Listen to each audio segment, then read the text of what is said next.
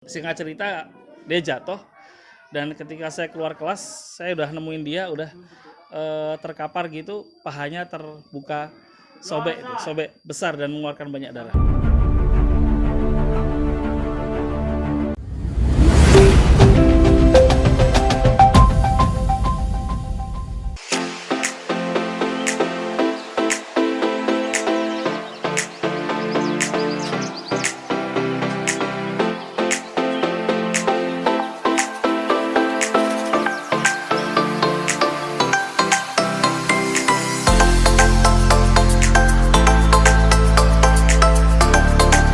Bismillahirrahmanirrahim. Assalamualaikum warahmatullahi wabarakatuh. Ini kelas yang pernah saya review dan kenapa ini nyaman banget, alhamdulillah. Coba untuk melihat di belakang situ ada kolam ikan, ya kolam ikan ya. Kemudian ini ada kebun. Jadi anak-anak kalau main bola bisa di bawah itu, ya lapangan bawah itu. Kemudian di depan ini ada lapangan kecil juga. Yuk ikut saya jalan. Di sini anak-anak karena ini hari Sabtu jadwalnya ekskul ya. Ekskul kalau hari Sabtu wajib milih salah satu. Kalau nggak TS, tapak suci, silat. Yang kedua mereka karate. Nah, ini mereka latihan karate sama dua-duanya durasinya 90 menit atau 1,5 jam termasuk pemanasan, lari keliling dan seterusnya.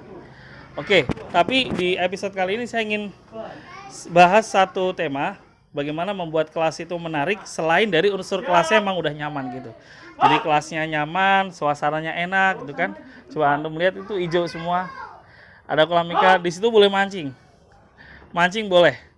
Bayarnya per kilo, yang bayar orang tuanya. Jadi di situ udah diisi ikan, mau mancing ikan kolam itu per kilonya berapa? Tinggal nego sama yang punya. Yang punya rumahnya di belakang Mita sini dekat. Hanya 50 meter kurang lebih. Nah, yang ingin saya sampaikan juga adalah bagaimana membuat kelas Quran itu menarik. Saya ada saran, ada tips yang sangat penting di mana ini terinspirasi dari Al-Qur'an. Yang pertama Allah Ta'ala mengatakan, A'udzubillahi minasyaitonirrajim, faqsusil qasas, ceritakanlah kisah-kisah la'allahum yatafakkarun. Ceritakanlah kisah-kisah agar orang-orang itu berpikir.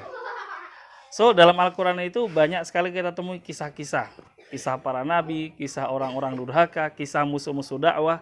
Termasuk ada satu surat yang Al-Lahab ya, tentang orang yang memusuhi dakwahnya Nabi meskipun dari keluarganya Nabi.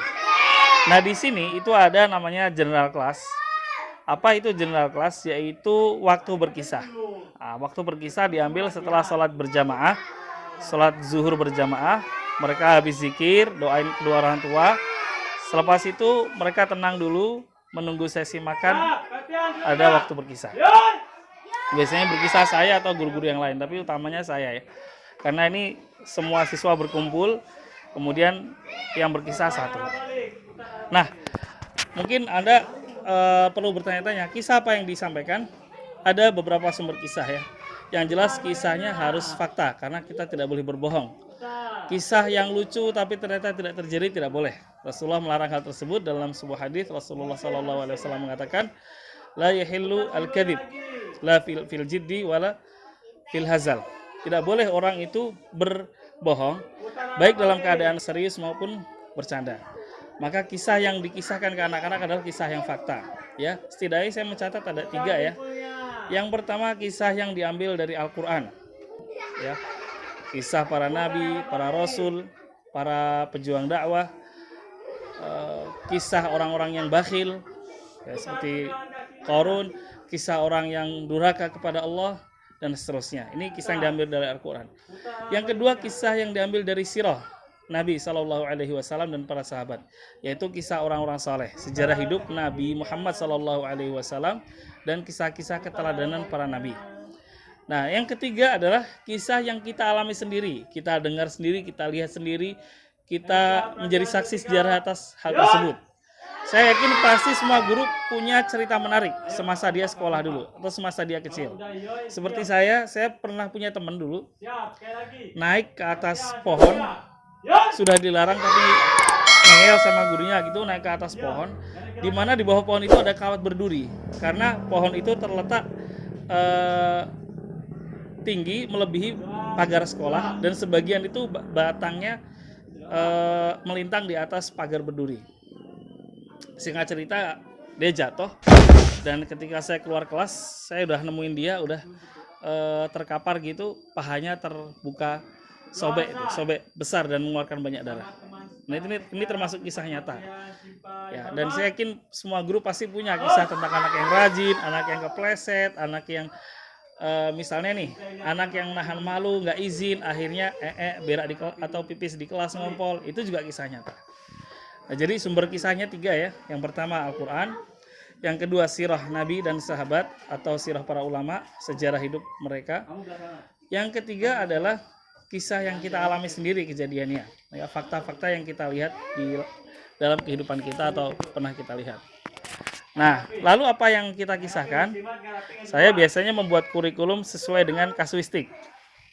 Misalnya, ada anak yang kemarin masalah dengan teman-temannya, yaitu dia ambil serangga, dia lempar ke teman-temannya teriak histeris gitu kan.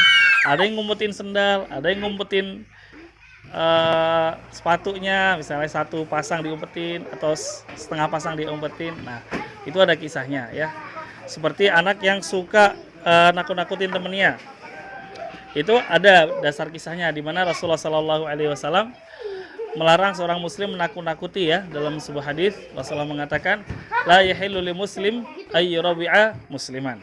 Seorang muslim nggak boleh menakut-nakuti muslim yang lain. Nah, dari hadis itu ada sejarahnya kenapa Nabi mengutarakan hal itu. Ya, ada sahabat yang sedang tertidur, kemudian ditarik tongkat atau tali yang sedang dia pegang. Akhirnya sahabat itu terkaget dan terbangun. Nah, dari kisah itulah Rasulullah menegur, tidak boleh seseorang itu iseng atau usil dengan muslim yang lain. Nah, saya kira itu ya. Jadi seorang guru Quran itu selain juga kelasnya nyaman, pelajarannya menarik, juga humble dalam arti dia punya banyak memori kisah. Karena seaktif apapun anak-anak, secapek apapun, kalau gurunya udah berkisah, kisahnya menarik, itu insya Allah sekelas bisa tersihir. Ya, Rasulullah juga mengatakan, inna minal bayani la sihir. Dalam orasi, apalagi kisahnya terstruktur menarik, itu ada sihirnya, ada hipnotisnya gitu, seolah-olah ya. Jadi anak-anak yang aktif pun bisa dengar kisah dari awal sampai akhir. Dan di sini biasanya mereka nih, kadang-kadang mereka sholat di sini, habis sholat mereka udah pada ini, nagih Ustadz, cerita Ustadz gitu, cerita gitu. Oke, mau diceritain? Capek nih, habis pada karate ya? Oke, udah selesai apa belum? Udah. Oke, habis ini langsung pulang apa ambil snack dulu? Pulang. Langsung pulang. Tadi belajar jurus apa tadi? Hah? Belajar jurus apa tadi? Lupa. Apa? Ki dan Barai. Ah, siapa bisa nyebutin apa aja tadi jurusnya? Apa tadi? Yo, nggak tahu. Tadi benar tadi, apa namanya? Ki dan Barai. Oke, itu aja para pendidik Quran dimanapun Anda berada. Sekian review kelas ini dari sisi mengelola kelas dengan kisah-kisah. Di part selanjutnya saya akan jelaskan materi menarik lainnya. Like dan subscribe dan share kalau misalnya video ini menarik dan infonya bergizi. Bagi antum yang mau kasih pertanyaan, silakan tulis di kolom komentar. Insya Allah saya buatin videonya. Apa tadi? Subscribe. Assalamualaikum warahmatullahi wabarakatuh. Kamu udah subscribe apa belum? Gampang kok. Tapi nggak harus sih. Nggak subscribe juga nggak apa-apa kok. Makasih ya udah nonton video ini sampai habis. Sekian.